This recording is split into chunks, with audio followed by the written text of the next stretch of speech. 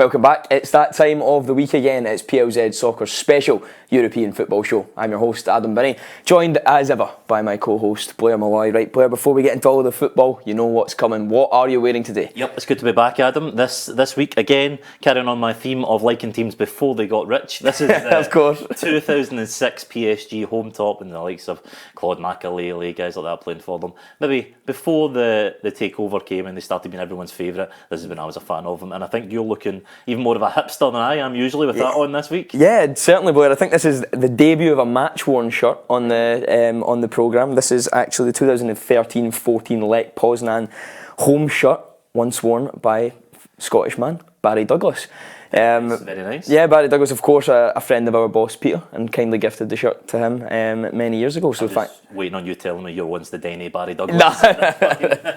Not a chance. I've not got that left foot on me whatsoever. So yeah, thank you to Barry for this. And I don't know. I think it looks a little bit better on him than it does on me. But yeah, it's a nice top. I mean, I'm not sure of a sponsor, but it is nice. Absolutely right. Let's first take a look at all of the results from this weekend. We'll begin with Tuesday's Champions League fixtures, in which we saw Galatasaray 1, Bayern Munich 3. Manchester United defeating Copenhagen 1-0. We saw a last-minute penalty save from Onana. Lens drawing 1-1 with PSV Eindhoven. 2-1 victory for Arsenal and Seville against Sevilla.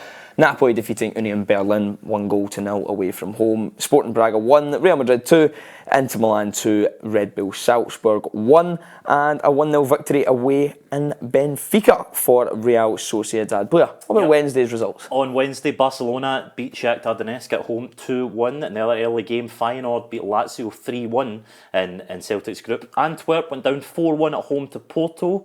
Young Boys started well, but they went down 3-1 at home to Manchester City. Celtic, of course, that 2-2 draw at home to Atletico Madrid. Newcastle, maybe surprisingly, went down 1-0 at St James's Park to Borussia Dortmund. Paris Saint-Germain, the team I'm wearing today, they were 3-0 winners at home to AC Milan. And Red Bull Leipzig, they won 3-1 at home to Red Star Belgrade. Yeah, let's talk about the British teams first, as we always do, and start with the game last night, fresh in our memories. Celtic versus Atletico Madrid, 2-2 draw.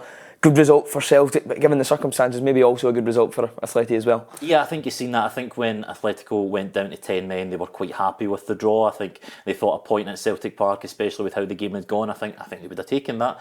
I was very impressed with Celtic. I thought the first half they were very controlled. I thought Matt O'Reilly looked really good. I thought Kyogo looked really good. I thought Lewis Palmer looks like a great find. And yeah, I thought it was a great performance. I think Celtic maybe feel like they could have got more out of the game, but a good performance nonetheless. Yeah, top man, Matt O'Reilly. What a performance. I'll put you on the spot, Blair. What level can he play at? In a few years' time, seriously, if you're looking at that stepping up against the big boys in Atletico Madrid, I thought he was fantastic. Where can he go? I think you look at his performance last night, and I think he showed glimpses that he definitely can mix it with some of the bigger teams. I mean, obviously, as we were discussing in the office, it's a lot more difficult when you're playing against levels of the team in the Scottish League, and then you're trying to raise your game to that level of the European League. But I reckon you take him down to the Premier League England, and he gives it a good chance. Yeah, but he nearly left to Championship club Leeds in the summer. Well, sorry, never nearly left. There was a bid there, supposedly around about the £10 million mark, and it's so important that Celtic keep a hold of those players if they're to try and perform well in Europe. So nice to see him stay in Scotland and excelling, but I don't think he's going to be here too long if he keeps that up. Atletico, sorry. A bit of a different kit last night. Can you tell us a bit about the history behind that? A bit controversial wearing that red kit, and I want to say commemoration, but maybe not so commemoration of the 1974 sort of shame game, as it was dubbed, against Celtic, when there was so many red cards and yellows in it. It didn't go down too well in the lead up to this game. It got me thinking about other Champions League kits and other sponsors, and how it's always changing when it comes to European competition. I just coming into my head, I remember Rangers and Newcastle United in the 1990s when there was an alcohol sponsorship ban in France. They ended up wearing Centre Parks on their shirt. I think any kit collectors out there will know these shirts are now worth a fortune. There was also a bit of a time in the early 2000s where teams couldn't wear the same sponsorship, and a famous one that pops into my head, it was when Arsenal played Hamburg in 2006, I believe, and they were both sponsored by Fly Emirates, as it goes. And to counterbalance that, Fly Emirates cleverly on the home shirt wore Fly Emirates, and on the away shirt just wore Dubai. So just advertising holiday destinations all over the Champions League. Yeah, let's talk about Newcastle as well. We've been bigging Newcastle up in every game. but unfortunately tasted their first defeat in the Champions League this season. Yeah, a little bit of a surprise, to be honest. I fancied Newcastle going into this. I thought the atmosphere at St James's Park, I mean, I know I've heard some people say the atmosphere at St James's Park, Borussia Dortmund players wouldn't have really been bothered by it. It's not as if they play in front of 300 people every week, you know. They're at their stadium. It's notoriously one of the loudest in Europe. But I thought Dortmund played well. I thought Newcastle maybe could have got more out of it. They were unlucky a few times, but Dortmund came with a plan. They seen what happened to PSG, and I think they went, that's not happening to us. And a special mention for Felix Nmecha, the boy who scored the goal last night. I thought it was a stunning goal. I think the way he took it from the edge of the box is just so controlled. And a man who's been on these shows before. He came up through the academy of Manchester City. Didn't really get the opportunity, much like the Jadon Sancho sort of route. Actually represented England all the way up to under-19s level before switching over to Germany, under-20s, under-21s. Similar to Musiala. Yep, same with Musiala. He took his opportunity and went to Wolfsburg, impressed in Wolfsburg in the Bundesliga last year, and Dortmund picked him up. I think he was one of a number of players, I think, trying to replace Jude Bellingham. I think, such as the quality, we've talked about Jude Bellingham here before, that Dortmund didn't feel like they could replace him with just one player. So they brought in Necha along with a cast of others to, let's collectively try and replace what we lost with him. And I think last night, he's 23 years old, he's maybe starting to show that he can fill those boots. Yeah, we said he was part of the Man City Academy. We'll talk a little bit about them as well. 3-1 victory against Young Boys. So he's now, Pep Guardiola, the manager, has now equalled his longest unbeaten run in UEFA Champions League. That's 16 games undefeated. It's the same tally that he got with Barcelona during the 2011-2012 season. That, of course, runs from the previous season where they won the Champions League, which sparked a debate. Who's better, Pep's Barca or Pep's Manchester City? It's Pep's Barca, isn't it? I mean, yeah, I know. I said that as if that was a debate. I don't think there's a lot of argument. Don't get me wrong. People out there might disagree with me. They might think this Man City team, despite having won the treble last year, and don't get me wrong, that is a great achievement. But I think what Guardiola done in that spanning the 2011 team, the 2012 team, when they played Man United in that European Cup final, and Sir Alex Ferguson comes out and says that's one of the best teams I've ever seen. I think that's high praise enough. I mean, you look at that team from back then: Victor Valdez, Dani Alves, Gerard Piqué, Javier Mascherano, Eric Abidal, Andres Iniesta, Sergio Busquets, Xavi, and then the formidable front three of Messi, David Villa and Pedro. David Villa on his own was one of the best forwards, I think, of like recent times. Pedro still playing, still scoring the goals, and we're talking about a peak Messi at this point. A Messi where you turn up and you go, what's he going to do today? And you're saying it even now, but that was the days where he would go past 10 men and put the ball in the net. Yeah, I think. Was it 2012 was the year where he broke the record for the most amount of goals in a calendar year? I think he was on his third or fourth Ballon d'Or in a row. He was only 23, 24.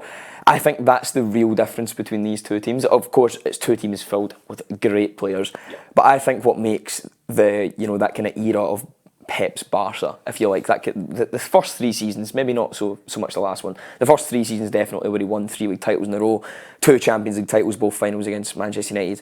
The reason I think they are the best club team ever in the history of football is because they had that one superpower, Lionel Messi. So there's been great teams that have been filled with superstars, which they are, but when you have the best player of all time in the peak of his powers in your team, that team are unstoppable. Yeah, I think it's also testament to Guardiola, and that with that Barcelona team, he almost changed the game a little bit in terms of how team played.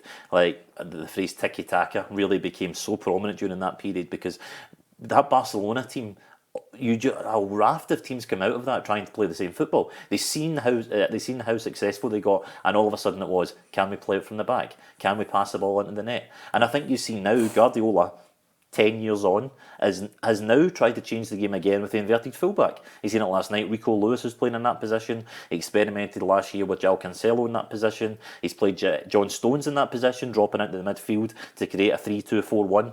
And I think it's testament to the man and how dedicated and committed and almost obsessive he is to his craft, that even 10 years on, we're still talking about his teams changing the landscape of football. Yeah, and I think if you asked Pep, he would say the same. I think he would also agree that his Barcelona team would edge his current Manchester City team. I think so. If he was being honest, I think he would, the way he speaks about Messi. It would be nice to see Haaland against that Barcelona team, though. Just once. Yeah, I know. Just see what he can do. I mean, it would be a great team. Yeah. But we've a little bit of a record broken last night as well. Porto beating Royal Antwerp 4-1. Pepe becoming the oldest outfield Champions League player of all time. Yep. I believe there's some other old figures you'd like to speak about. Yeah, it was a good game, the Porto game. I watched a bit of it, and Evan Nielsen, the Porto forward, scored one of the best Champions League hat-tricks I've seen in a long time. If you get a chance to see it, just three exquisite finishes. But yeah, Pepe still going, still playing. I think we'd call him a master of the dark arts back in the day. I think the nice way to when he was playing under Mourinho, some of those El Clásicos. And I remember seeing Pepe 2005 when he was playing for Porto against Rangers, and he was really just at the beginning of his career, and you could see flickers of that in his game already, but he was playing last night at 40 years old in 241 days. Amazing. To become the oldest outfield player in the Champions League. But like you said, we do have some other records in the Champions League that I was looking up here. So not the oldest outfield player, but oldest player overall is a man called Marco Ballotta. I'm actually surprised it's not Buffon. I just assumed it would have been Buffon. I also assumed it was Buffon. I mean, as another goalkeeper, it's Marco Ballotta of Lazio. He played against Real Madrid in 2007. He was 43 years old in 252 days. That's almost double your age. You could live your entire life again. It is more than double my age. It's still not the age of this man. The oldest scorer, the incredible Francesco Totti. He played for Roma, scored against CSK Moscow in 2014 at 38 years old in 59 days. I remember very specifically when about that time he was playing for Roma. He played against Manchester City in the Etihad, and he scored this absolutely delicious chip. And he was just making the game look easy, no matter how old he got. A Rolls Royce of a player, one of my all-time favourites. The oldest final scorer, Paolo Maldini, in 2005. He scored at 36 years old and 333 days. A lot of threes in there for that 3-3 game that really famous final when AC Milan looked as though they had it and Liverpool came back. And it wasn't done there though, Maldini. It wasn't done. No, he actually went on to become the oldest winner of the competition as well. That's right. 2 years later, in 2007, 38 years old, 331 days, almost 2 years to the day. I think solidifying what is an incredible career for him. Yeah, we've spoken about all of the other British teams, but we've deliberately left Manchester United until the end to speak about, a real special game, of course, just coming in the wake of the news that Sir Bobby Charlton had passed away. Icon. He is Manchester United. That man. They win the game 1-0 at Old Trafford with Harry Maguire scoring the winner and Andre Onana saving a penalty in the last minute. And that's two players, Blair, that have really felt the wrath of the Manchester United support this season. Two players that have not been playing well. They've been making mistakes. And to see that moment last night when Onana saves, 2 nights ago when Onana saves that penalty, it was just brilliant. Yeah, I think it's very emotionally charged atmosphere on Tuesday night, and when a moment like that happens, especially in the last minute of the game, and it's so dramatic, it's so tense, you can see the way Onana celebrated in front of Man United fans. It was just a release of everything, and that got me thinking about what we would call a redemption arc. That's a TikTok phrase, that, isn't it? Yeah. It may not be the end for Onana and Maguire. I mean, they've still got many years to play, and there's going to be ups and downs, but it felt like a little bit of a peak. And when they've suffered a lot of troughs recently, Maguire, maybe unfairly, getting a lot of criticism, and Onana as well, settling into a new club. And I think that they just maybe shown a little bit of light in those performances the other night. Yeah, you were looking through some historical redemption arcs, and it's not the first time this has happened at Manchester United. There's another couple of examples within that club as well. No, I think that the obvious one just now is obviously David Beckham. I mean, everyone's been watching the documentary, and when he gets sent off against Argentina, I think when he spoke about it himself, it crushed him. And then to come back after that, to score that goal against Greece, to take England to the World Cup, I think that was a perfect redemption arc for him. It was a perfect cycle of going from zero to hero in the England fans' eyes. But also happened with Eric Cantona in the mid-90s. He was obviously famously banned when he lashed out and kicked the Crystal Palace fan. He came back from that, won 5 league titles with Manchester United, and went on to become one of the most iconic players ever. I think you ask many Man United fans, Cantona will be right up there with players they would highly regard. So the days where he was really maybe looked down upon by the Man United fans for his conduct, they were long forgotten. Yeah, we looked at a few others. Gareth Bale signed for Spurs, and he didn't win any of his first 24 matches that he played in. Remember, he came in, he was a left back, wasn't he? It was bizarre. It's crazy to think that now when you think 24 games Gareth Bale played in for Tottenham, and they didn't win any of them. And I very specifically remembered at the time reading a newspaper article, and Harry Redknapp was trying to shift him to Birmingham on loan, and I think everyone thought at that time it was like, this boy, he was a wonder kid at Southampton. He looked really good. He came in and he just didn't hit the ground running until he takes on Inter Milan. Inter Milan. And Do you think Maicon still has nightmares about that? I think Gareth Bale must every Christmas send Maicon a little basket and just go, thanks for igniting my career, because he definitely deserves it. And he's, of course, gone on to become one of the most iconic Champions League goal scorers of all time with that bicycle kick against Liverpool. Now, speaking of Liverpool, former Liverpool player Torres was labelled a flop, and after his £50 million January move to Chelsea, it was just wasn't happening for him. Yeah, until that was one of the most famous deadline day moves when he makes that move from Liverpool to Chelsea for £50 million. Back then, £50 million was a significant transfer fee. Maybe not nowadays, but he couldn't hit the back of the net. And when he turned up at Chelsea, he looked slow. He didn't look like the player that they'd signed from Liverpool until, I think, that game, the peak of his redemption against Barcelona in the Nou Camp. I think a lot of people forget about that game. Ramirez scores an unbelievable chip earlier in that game, but it comes to the end and they're on the break, and Fernando Torres, he looks like he's been confident as you like, goes round the goalkeeper and slides it in to put Chelsea into the Champions League final. The famous commentary from Gary Neville in the background. I think that's the first time that we properly heard that. The scream from Gary Neville. I think that completed his redemption at Chelsea, and they were on to win it. So it just shows you how important that goal was. And another one I was looking up here, maybe not quite in the same vein, but something I thought really interesting was Thiago Silva. Obviously now at Chelsea, been at Milan, been at PSG. Widely regarded, I think, as one of the best centre backs of modern time. Yeah. But it could have went so differently for him. He almost retired from the game, and when he took seriously ill back in 2005, he was playing for the Porto B team back then. He got a move to Dinamo Moscow, along with a few other Portuguese players. And I was reading an interview with him, 442 magazine at the time, where he went back to Portugal for a training camp and he felt unwell. He then returned to Russia, and it turned out he had tuberculosis, he had TB, which unbelievable nowadays that people still contract that. Yeah.